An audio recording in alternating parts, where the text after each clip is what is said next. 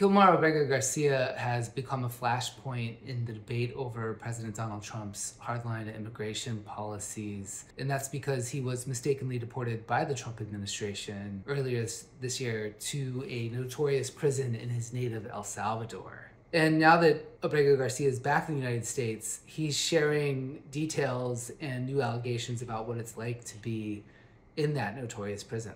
When Abrego Garcia was deported to El Salvador in March, he was taken to the notorious CCOT prison, which human rights groups say is rife with abuse.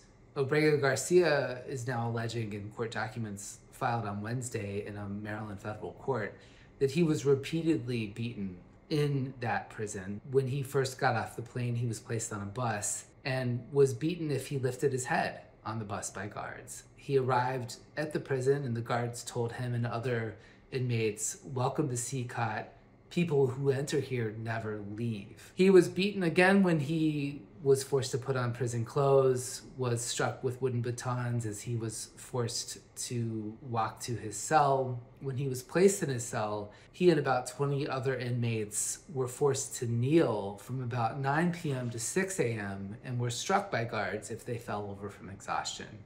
They also had no access to bathrooms, forcing Abrego Garcia to soil himself. The Trump administration says it deported Abrego Garcia to El Salvador because they allege that he is a member of the MS-13 gang.